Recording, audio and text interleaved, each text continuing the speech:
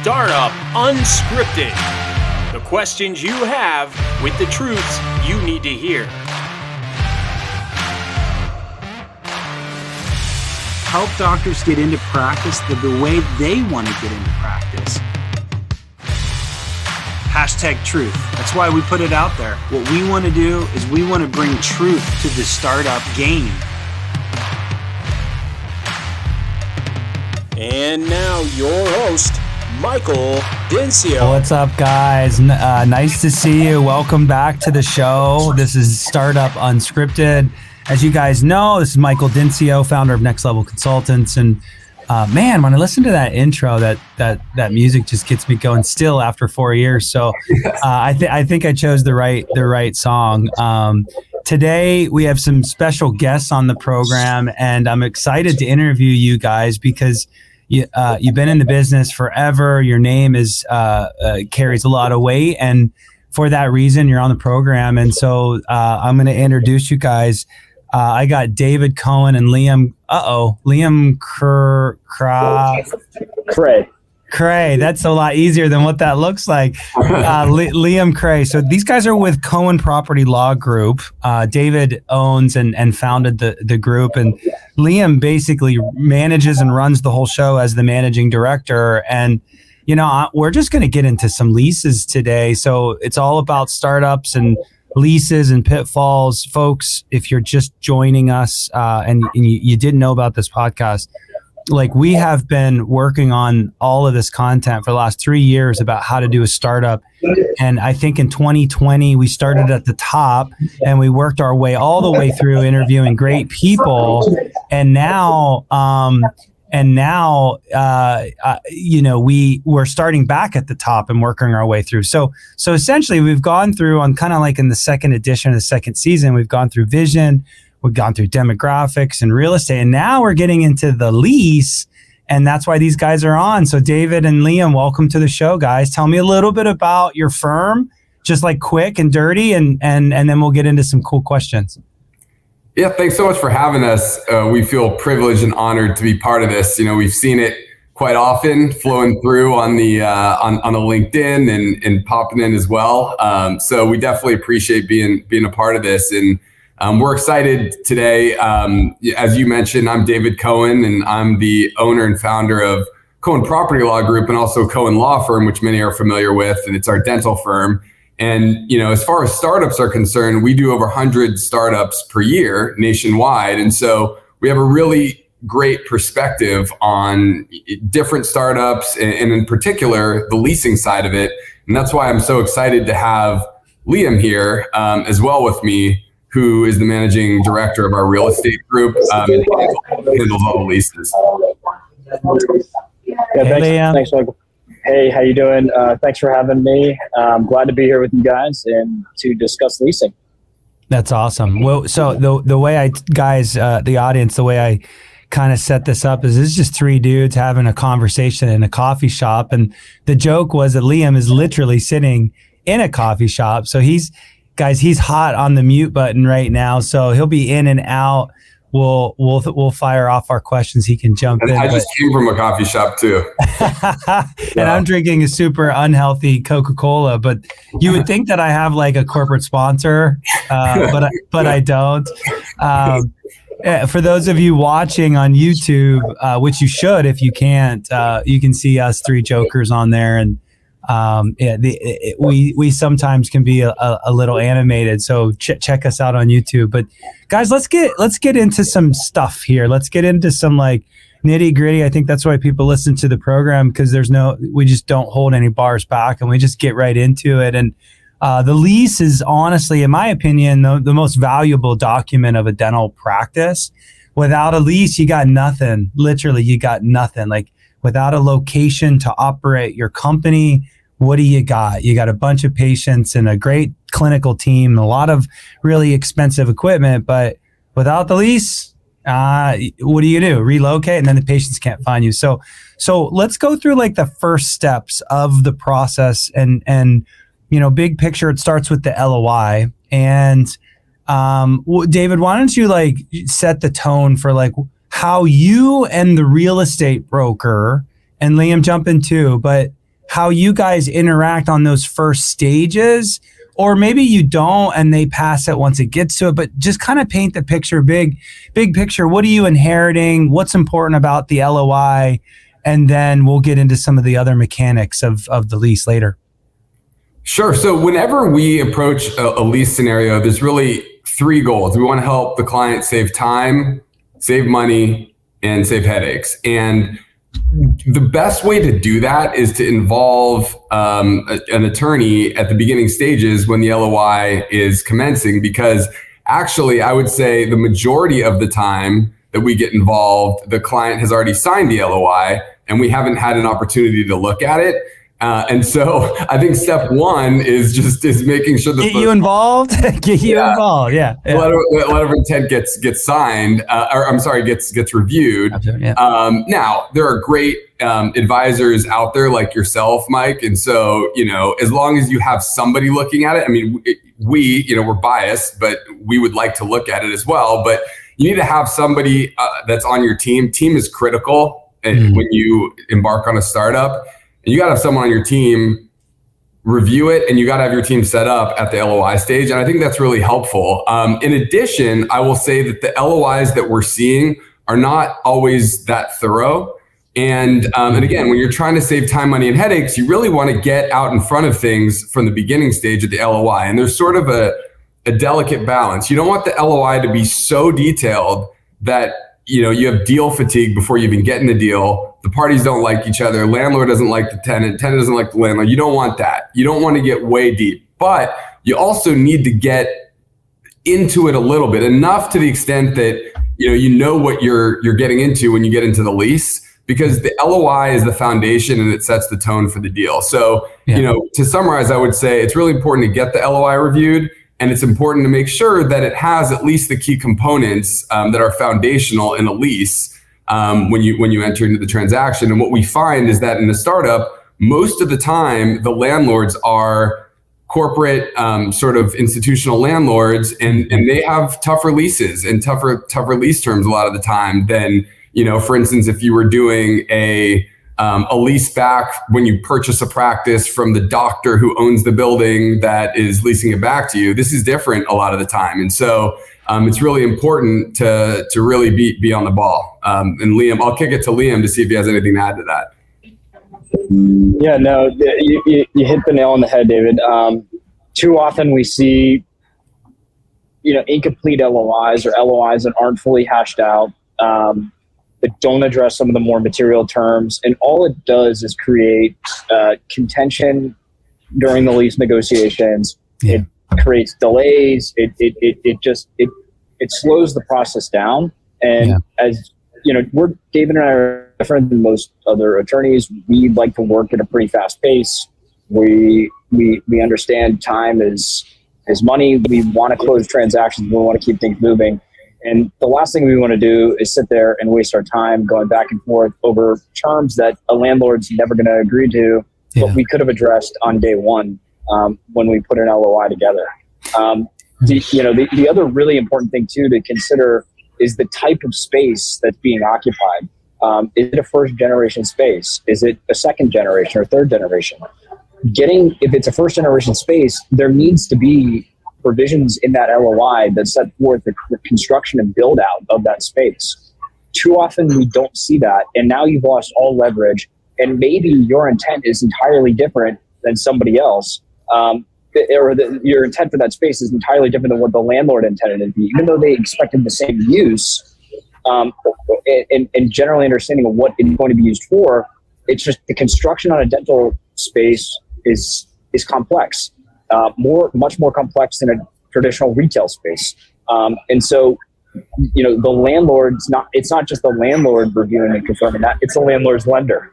And so there are layers to this that need to get approved. And if you can get out in front of those, it makes things much easier once you get the actual lease document and can put those in there and memorialize those terms. Let me rewind that and unpack it, because it's a very, very important key. You guys just jam-packed a lot in that.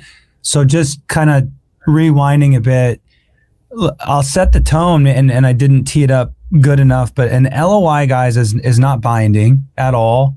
However, it sets the expectations. And I think that's what these guys are really talking about is if you're setting an expectation that will need to be rewinded or re-looked at once the actual lease gets formed up, you can start getting into some really big issues. And so 100%, like David said, I'm an advisor, and absolutely I'm an advisor, but a good advisor knows when to jump in and not to.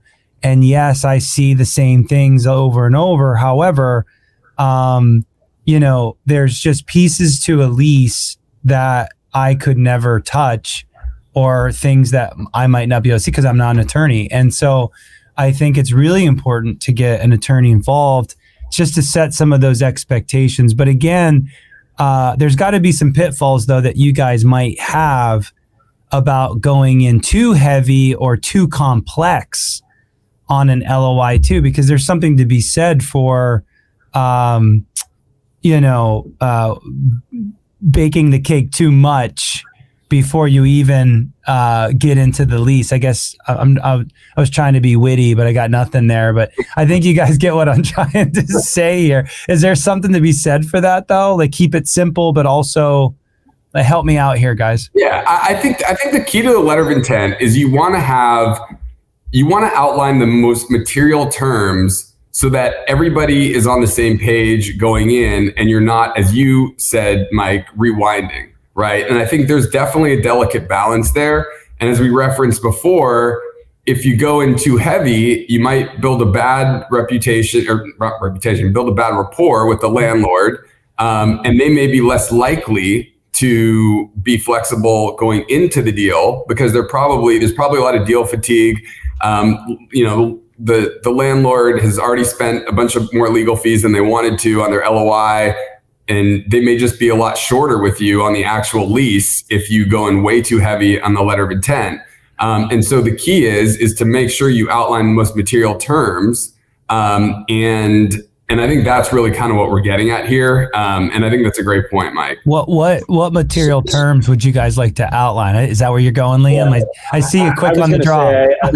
I was going to say, I mean, look, there's you can have situations where, I mean, we represent a lot of clients that are non-dentists as well. And in those LOIs, they could be 7 to 8 pages. And that's not unheard of. It depends on the complexity of the deal. It depends on where it's located. It depends on who you're dealing with on the other side from a landlord's perspective. But generally, the terms that you want to see in the LOI are without a doubt the length of the term, the amount of the rent, the obligation on a build out, so the construction, who's performing the work, the structure of the lease, whether it's a triple net, it's a double net, or it's a single net, or it's a gross lease.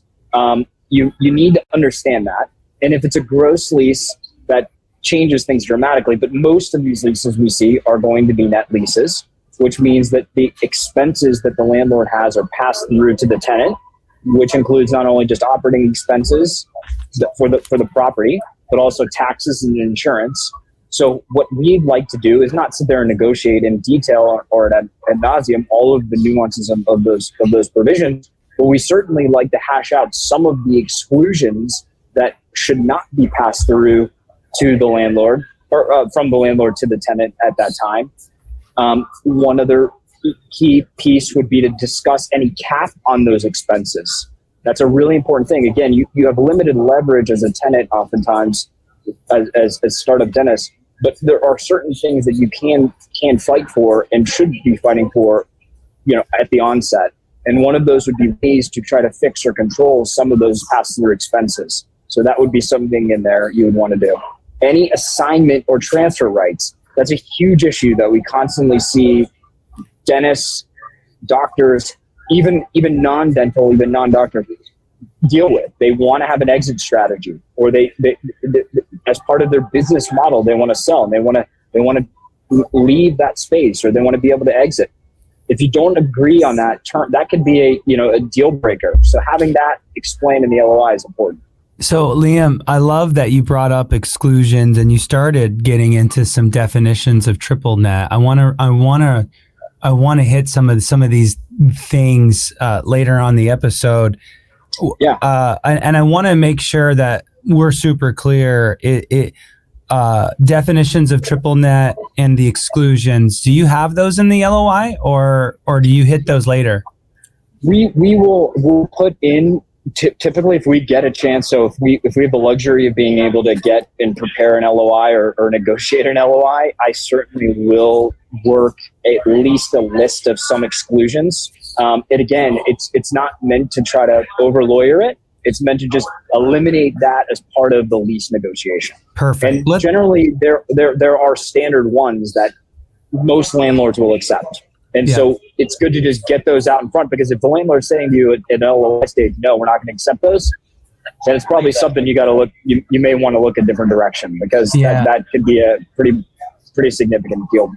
Thing. I like that you are really including kind of like the deal killers on the front end, because truly, let's be honest. I mean, excuse me, David said earlier on that you want to save time and money, because anytime an attorney's involved, you don't want to just sit there and just beat the crap out of each other and rack up a huge bill. So if the LOI does outline some of the key things that Liam and David outlined, then that could potentially save you some money by exiting stage left quicker, right? And so I love that. I love setting the expectations, but then I guess it's an art, right? It's a dance of not getting too crazy, but at the same time, making sure that the deal killers are in there quickly so that you could exit stage left quick, right? And I love that. So those are awesome things on the LOI, guys. Any last bit on that? I don't expect you to do, but any last bit on LOIs before we move on to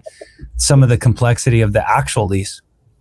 No? Okay, cool. I think we're good to go. Yeah, that's perfect. I love it. So you may have already touched on this, but let's just build on this now. So once so now the real estate guy or gal is passing this executed LOI, and the due diligence is happening. That's really where next level, and architects and different people are involved, construction people. So now due diligence is happening.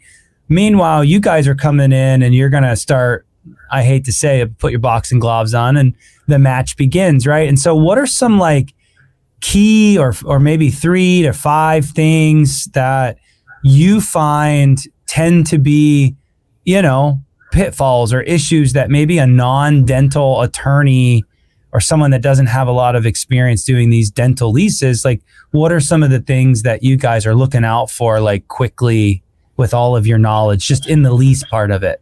I guess maybe the deal killers is kind of where I'm going for. Yeah, but just one point. I just wanted to make one point on the due diligence side. That's as important, if not, from with the LOI and all that pre-lease execution and negotiation. That's as equally important as the LOI. And we provide our clients with a due diligence checklist that they can go through and provide and look at to make sure their things are correct within that space. It's not an absolute set of items, but it's certainly more material things that I think all people, that whether you're a dentist or you're a retail center or you're an office space, you should be looking at and evaluating and getting prepared to understand. Look, you're going to be in there for 5 to 10 to 15 years.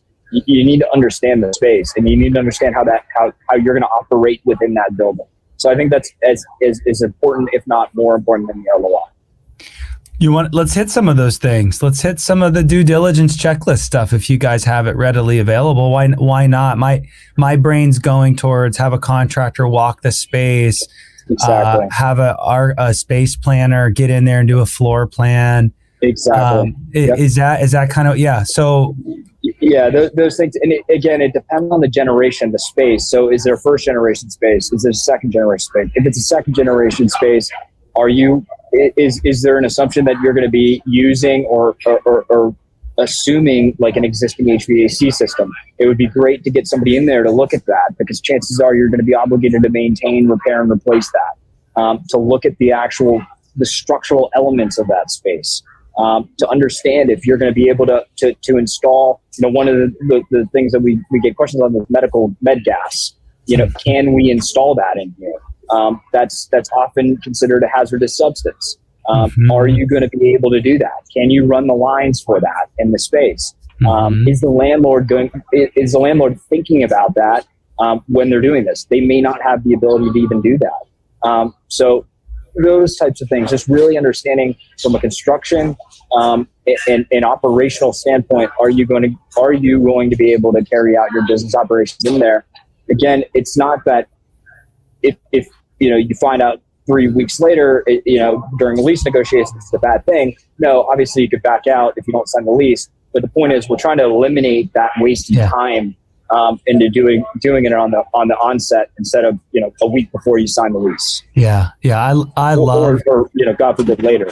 I love those tips. I try to get ahead of that even during the LOI when I'm involved, but if you're behind the ball or maybe you're listening to this and you're in the middle of it right now, I couldn't agree with you more, Liam, that the more professionals, the more team that you have around you to look out for you and your business and your, the situation that you're getting ready to sign a quite frankly, $1 million liability on your name. Think about that, folks. It's a $1 million liability over maybe 20 years of 10 years, but whatever, 15 years. And it's an obligation. And maybe we could get to that in the back end of this episode as well. Can you get out of the lease and what's that look like? These guys are going to tell you it's probably pretty difficult and what that looks like.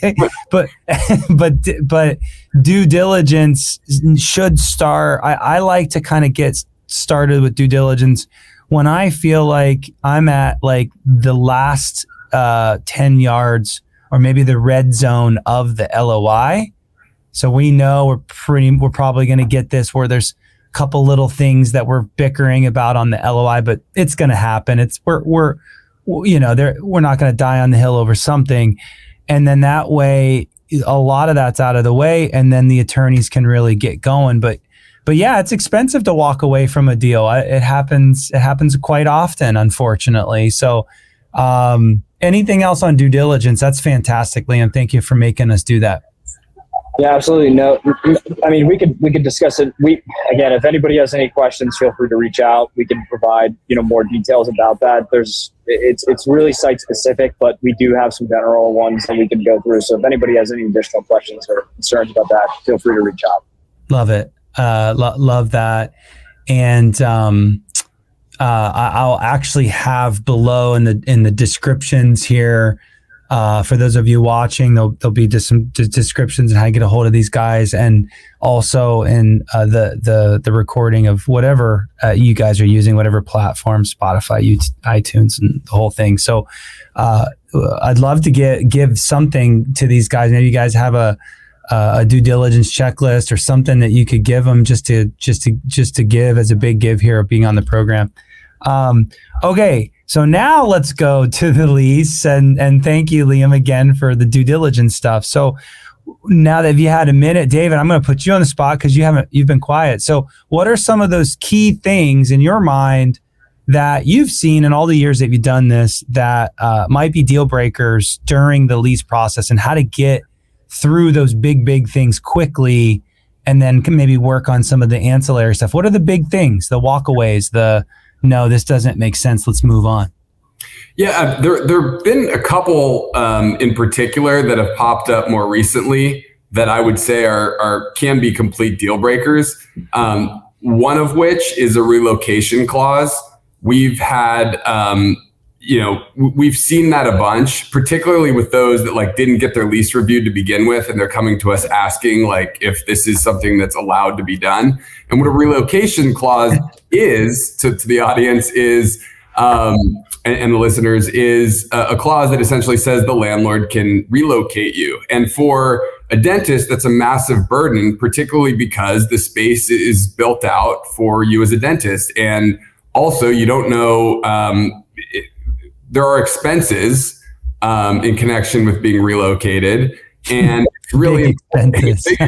And it's a really important issue to negotiate who's paying for those expenses. If you're amenable to being relocated to begin with, and that's challenge number one is, if so, who's paying for it? And what we're seeing often, particularly in hot markets, is that the landlord is not willing to pay for it, or they're willing to pay for it to some extent, but it's not nearly enough. I mean, I just recently saw a scenario where the landlord gave a client like 25 grand as a restitution clause. Nice.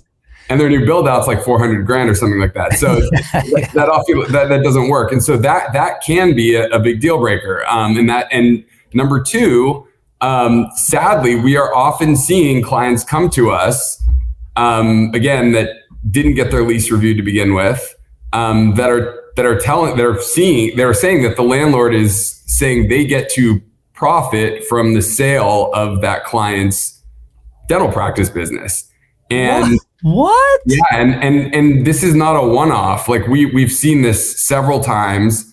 That is a major issue. And I think where we, and Liam, you correct me if I'm wrong, I mean, we're seeing this a little more often in like the shopping centers.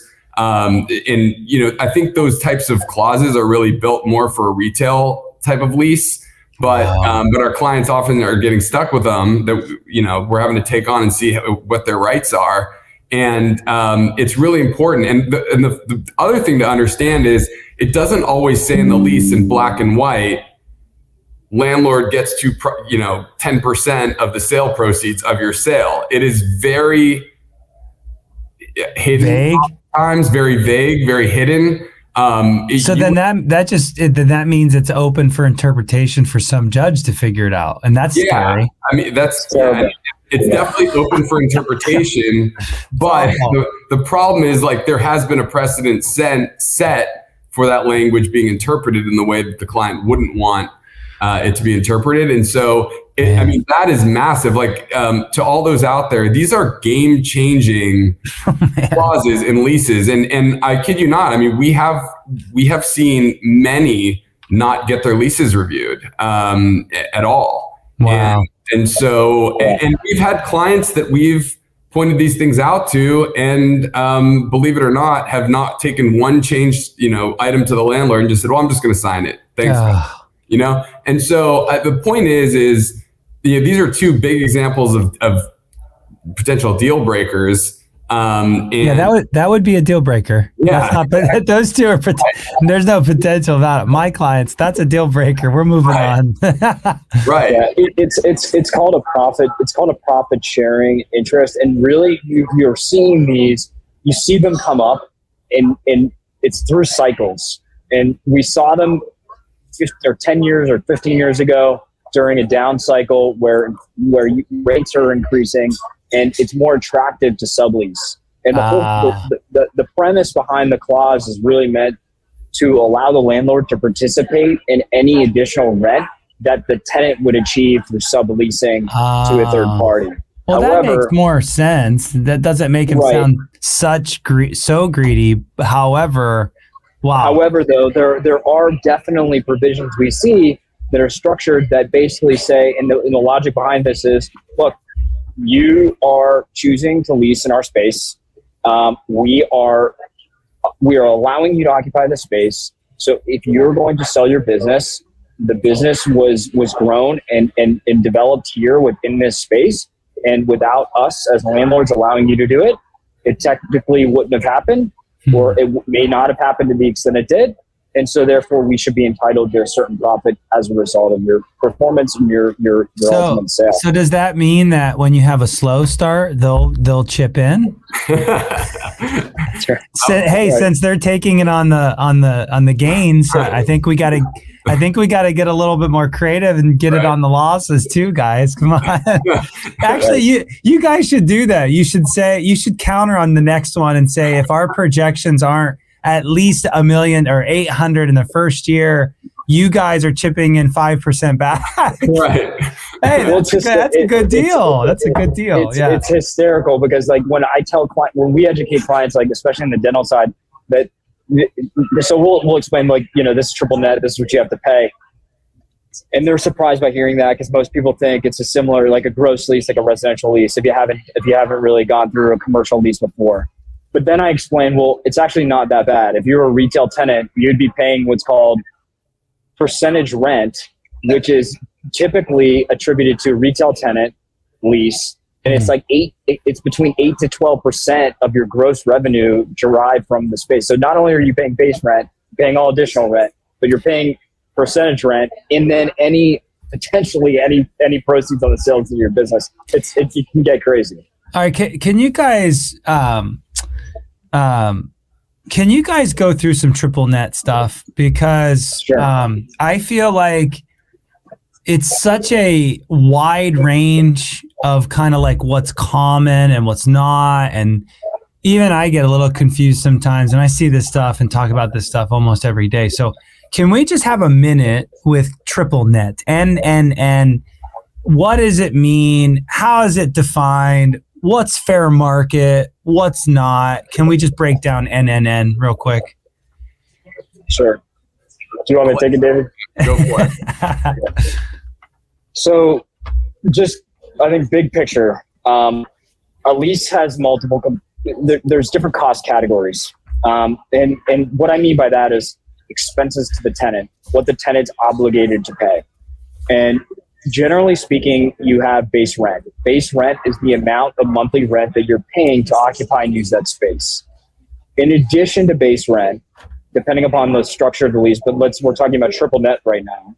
So what that means is that in addition to that, unlike an apartment lease, you pay a percentage, or it's oftentimes defined as a pro rata share or percentage share of the landlord's operating expenses. That's one N. So when you say NNN, there's three N's. It stands for a cost category that's being passed through. One is operating expenses, or sometimes you might hear the term capital expenses, or not capital, CAM costs. CAM costs, excuse me. Yeah. The other one is insurance, and then the third one is taxes, real estate taxes.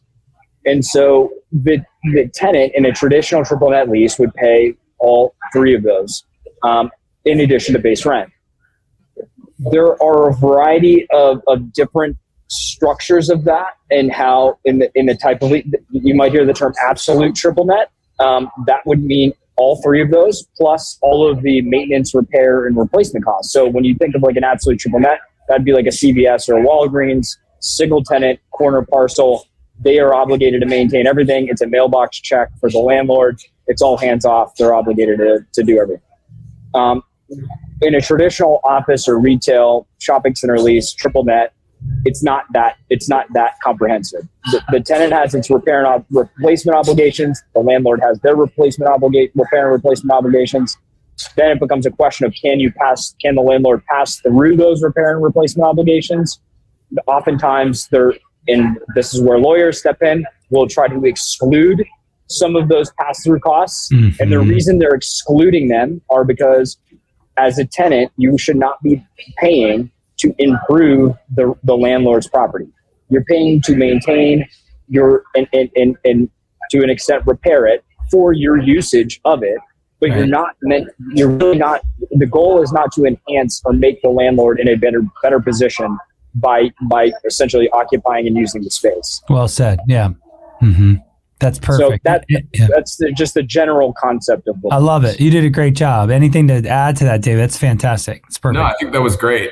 Yeah, that was fantastic. So essentially, help me guys. So basically the operating costs, the insurance, and then the taxes. And those are essentially the three ends. Correct. Yes. And where's the ends come from? When you say insurance, I just want to clarify. It's usually the landlord's property and commercial general liability insurance that they have for the whole entire space. And what's up with the N? Why is it ends? What is that? Someone just made that up a long time ago. Yeah, it's just good, like net. Well, it stands for net to the landlord, so it's net, like your net. Yes, exactly. Yeah. So like because in a double net lease, one of those ends is not passed through. So landlord would carry taxes, or landlord would carry insurance. Okay, and the same thing would apply for a single net.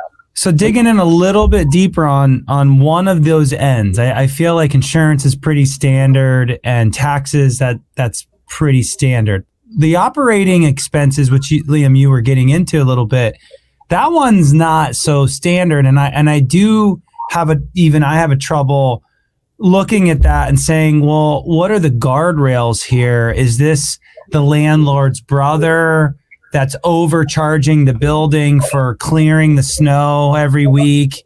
And or maybe the landlord owns this other company that also does roofing, and he just slammed us with a crazy roof bill. Like, there's some shady stuff out there. So like the operating expenses in my mind has a lot of loose holes in it.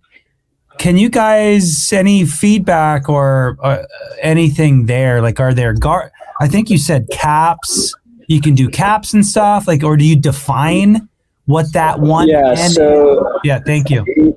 Yeah. So just to, there's a variety of ways you can do this, and the first approach to this, and we look at it more hierarchically, like how you can attack it. You have to appreciate it. You're not going to always get this. So it really depends on your leverage. If you're a major shopping center or if you're a leasing space in a major shopping center and you're the anchor tenant, you're going to have much more leverage than you would be if you're a 1,200 square foot, retail or dental office space. So you have to take all of this kind of with a grain of salt. All landlords are different. Some have different approaches to this. But generally, the best option would be to try to advocate for a cap, some cap or some limit on how much these expenses can be passed through. One little tip on this, like we represent a lot of landlords and non-dental landlords, just shopping center or retail tenant. I define operating expenses as operating expenses. I don't define them as CAM if I'm representing a landlord. And the reason is because you get more in there if they're defined as operating expenses. CAM is a component of operating expenses. Yeah. People don't often think that or realize that, but it's true. And so it's how it's termed. First of all, you have to understand how it's termed in the lease and defined. But then one way to kind of capture all of it is to say any item, regardless of how it's defined, whether it's CAM or operating expenses, whatever, one way to kind of control this as a whole is to cap that cost category. So what I mean by that is saying that year over year, those expenses that the landlord incurs and tries to then roll through to you or pass through to you cannot increase by more than a certain percentage each year. And that percentage is typically based on whatever inflation is, but it's usually fixed in the lease. And so a year and a half ago, we were fighting for 5 caps and 6 caps. Now it's 8.5% to 9% caps. The lower the better, obviously, for the tenant, but you have to be realistic. And if the cost of construction is increasing every year and the cost of certain things are, just general operating expenses for that landlord are increasing each year, they're not going to agree to a 4% cap. It's just not going to happen. So you have to be realistic when you approach that, but that's one way to try to fix all of this. I love that. There are counters to this that are happy mediums, and we can get into that if you would like in more detail. But that's one way. There's others, and I'll get into those. But I'll turn it back over to you. That's fantastic. That was well said, and hopefully that helps the audience. I'm glad Liam said this because it kind of goes without saying, but we got to say it, and that is everybody's situation is unique, is different. Someone in New York versus someone in Kansas versus someone in Seattle and SoCal. Dude, there's so many variables to all of this. California's got its own set of rules. I mean, that's a crazy market, right? You're in the middle of Ohio, it's probably not going to be that bad, And so, corporate owned versus privately owned. Maybe the dentist owns it and is leasing back to you. I mean, that's why you guys need solid folks like these guys to really comb through everything and decide, if things are good or not. And again, I'm an advisor. I'm not on that level. These guys are ninjas when it comes to leases. So, and we let them be that. We let them be ninjas. Mike, there's one other quick expense that I just wanted to talk about that's a bigger picture expense. Sweet. That I think it's important to focus on too. for the doctors, and that's upon termination of the lease, whose financial responsibility is it to return the premises back to its original condition? And that can be a very big expense for the doctor. And so sometimes you'll see in leases, sometimes references like white box condition, but it talks about who's responsible for returning the premises back to its original condition. And when you talk about a dental office that's been built out specifically for dentistry, that cost can be significant. So that's another thing, sort of like a big picture thing to make sure you're looking out for. Yikes. Yeah, guys, like one of these sentences could cost you literally $100,000, $200,000, $300,000. It's wild. It's absolutely wild. Attorney fees. I'm sorry, nobody loves paying attorney fees, guys, but like the best way you could say it is like it literally is the cheapest insurance of your entire deal of having attorneys look at stuff. I mean, everybody's got an attorney, or if you don't, you need to get one. So thank you for that, David. Any last bit on the NNN? It looks like Liam's chomping at the bit on something else. No, I just want to say one other thing. I mean, so if you can't get a cab, one of the next best options would be to actually go through. I mean, we do it for both. Even if we have a cap, we still try to exclude out. It's a pretty comprehensive list, but it's items that are not that should not be passed through to the landlord or by the landlord to the tenant. And the reason they're not being passed through because they're just they would be viewed as in giving the landlord a greater benefit for the bargain for what they're getting. And they're either putting the landlord in a better position, they're improving the asset, or they're not meant to be that. They're just not costs that are affiliated with maintaining and operating the space. They're ownership costs. That's the best way to understand it. I love it. I love that. Yeah. So so that's additional protection. And the last thing I would just want to say is an audit right. Really important thing. We don't see tenants exercise it too much. It's mainly just meant to be a check against the landlord. But the fact of the matter is that when you get this expense statement from a landlord, you're really relying on them that expense for your operating expenses is true and correct.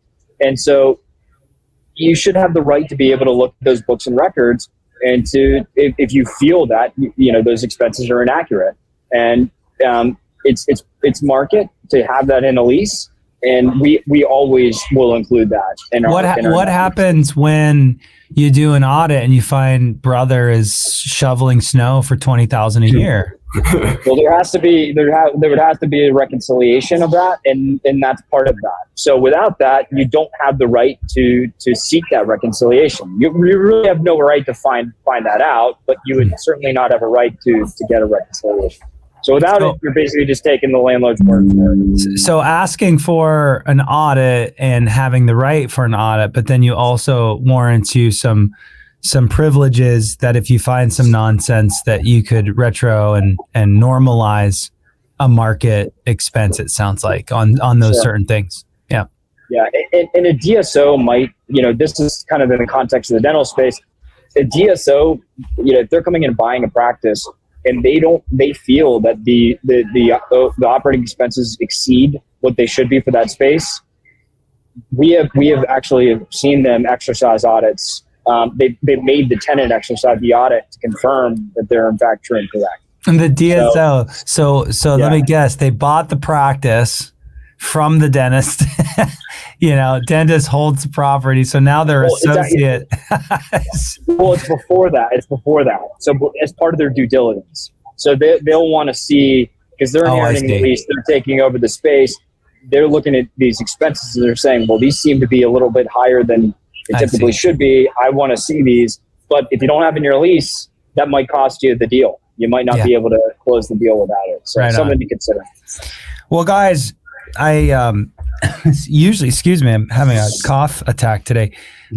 Usually I get into like 3 or 4 things. We got so deep into some of these categories. I really appreciate you guys just really drilling in and getting deep on some of this stuff and not being too high level. That's all about the 3 guys in a coffee shop thing, is that you guys didn't hold back and you really gave us a lot to think about. I just thank you so much for giving that and providing us that information.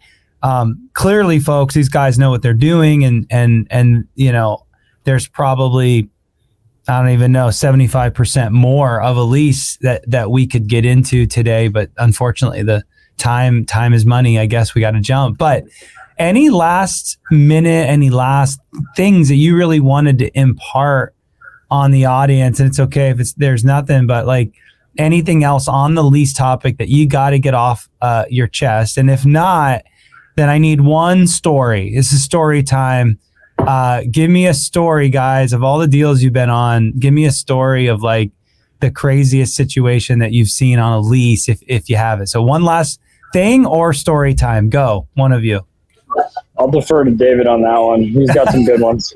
Well, I mean, story time. I mean, I would say that, you know, we had a doctor in Hawaii that the landlord was asking for between $1 to $2 million of their sale price. I know we talked about this already, but I mean, it's a story. It's a real story. And frankly, the lease probably granted them that. And they weren't backing off it, you know, and they had, so it was definitely, the bottom line is this, you know, if you're going to get a legal document reviewed, you should have a lawyer review your legal document, you know, just like if you're going to go get a haircut, you know, you're not going to do it yourself. You're going to go get a haircut from someone who does haircuts typically. So, you know, I think ultimately it's really the basics. And we see way too often, doctors not take the lease or, you know, real estate components as seriously as the practice side, which makes sense. I mean, it's understandable. You're a dentist, you're excited about the practice, but don't neglect the lease, because as Mike said so brilliantly earlier, this is like $1 million commitment that you're making, sometimes more, depending on the term of the lease. So, you know, that's the final thing I'll say. And also too, we really meant it. If you have any questions, feel free to reach out. We're also happy to share the due diligence checklist, you know, per Mike's question about that. So feel free to reach out. That's awesome, guys. That's a big give. I'll add to that, David, that your CPA, your consultant, your banker, even your real estate broker are not attorneys. Don't send me the lease to review. I'm going to tell you I can't do that. Sure, I might find something, but I'm not an attorney. Your CPA is not an attorney. Your banker's not an attorney. Get the team get the right people around you. And by the way, if a consultant ever does say I'll review it, that's not a good consultant. I'm just staying away from that, man. That's not my scope. So just again, it takes a village, as I say, and hopefully you guys reach out to me or the Cohen Property Law Group as maybe someone that could be in your village. So with that being said, guys, I really appreciate your time and your knowledge, and thank you again for being on the show. Huge gratitude for having us. As I said, you know, I feel like we might be famous now that we're on your podcast. It'd be fun to see it. I don't know about that, but I'll sign off on that note, guys. Thanks so much from the coffee shop. We'll talk to you guys soon.